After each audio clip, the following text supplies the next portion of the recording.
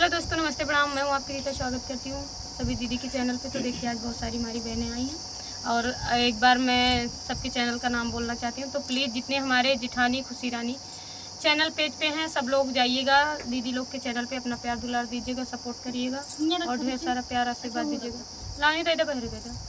तो ये है रेखा राज दीदी, चैनल का नाम बताइए। हमारा चैनल है दोस्तों रेखा राज 777 हमारा यूट्यूब चैनल है और फेसबुक चैनल हमारा रेखा यादव नाम से है। दीदी बहुत दूर से आए हैं, लालगंज अझारा से आए हैं। भैया अझारा लालगंज से आए हैं। सत्य दीदी अपन चैनल का नाम बोला। हमारा यूट्यूब के चैनल दोस्तों सत्य सोनू ऑफिशियल है और फेसबुक पे सोनू शर्मा से है। बोला दीदी, हमें इनका अपने चैनल का नाम पता ना भैया, बेनाम बाटीन भैया इनके चैनल पे ज्यादा जज्जे बेनाम। बिट्टी बता चैनल का नाम पता ना दीजिए, बता जो बनाए हुए हैं इनके। अरे भैया आईडी बता देख देते हैं। इनके चैनल का नाम ना पता है, वो दिन बताए रहे इनका। तो भैया रे बता देवे। पूजा दीदी चालू करा, बना चालू करो। तब पूजा दीदी का चैनल है भैया, पूजा राय ऑफिशियल। पूजा राय फेसबुक है दो ठिया है यार, पूजा राय ऑफिशियल यूट्यूब, पूजा राय फेसबुक। हाँ भैया दोनों जज जाया, ठीक है। लाइक कमेंट शेयर कर जाया और देखा है पहचानो थोड़ा चैनल का नाम है, बताओ चैनल का नाम भैया। इनके चैनल का नाम बता दे, आज इनके चैनल का नाम बता दे। अगले नेक्स्ट वीडियो में चैनल का नाम जाए तो आप सब सपोर्ट करिए और थोड़ा सा आज बन जाए फिर बर्थडे मनाओ अगले साल।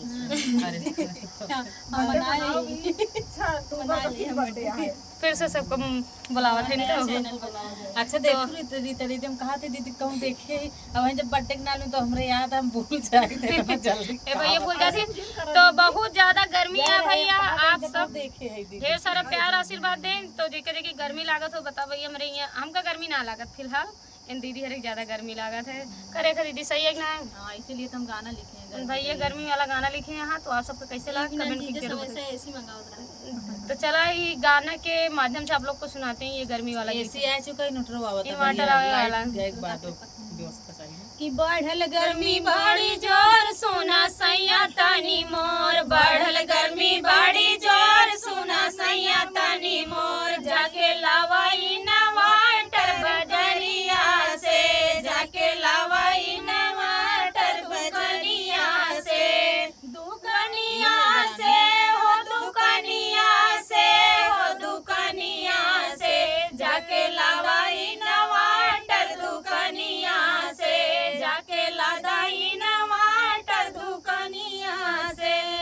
कि लाइट के नहीं भरोसा देता रतिया में धोखा, लाइट के नहीं भरोसा देता रतिया में धोखा, निलिया हो जाली खराब मोर गरमिया से, निलिया हो जाली खराब मोर गरमिया से, गरमिया से हो गरमिया से, हो गरमिया से, निलिया हो जाली खराब मोर गरमिया से, निलिया हो जाली खराब मोर गरमिया से।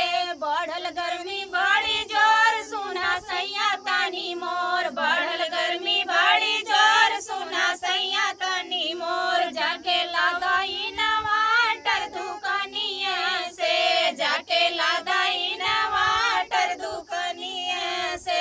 कई के सारा कुल काम जाली जब करे आराम, कई के सारा कुल काम जाली जब, कई के सारा कुल काम जाली जब करे आराम, तबले काटई दाई झारा वाला इटिया ना, तबले काटई दाई झारा वाला इटिया के।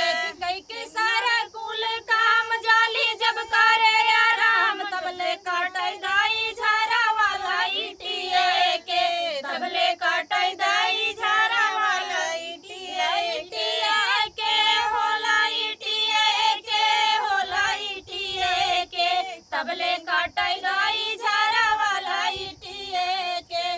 तो भैया रे सुना, लाइटिया इतना काटत बाटन की रिक्वेस्ट बाटे पावर हाउस से, और जहाँ तक कि हमारे सबको वीडियो जाए सरकार तक, भैया इतना लाइट काटते हैं कि गर्मी में इंसान इतना परेशान है कि सोचे आराम करे जाते इंसान तब फट से लाइट कट जाता है। तो इसी के लिए आप लोग को ये गीत सुनाया जा रहा है। तो आप लोग ये वीडियो को ज्यादा ज्यादा शेयर करिएगा कि लागे घाम बड़े जोर जब जाई कौनो और, लागे घाम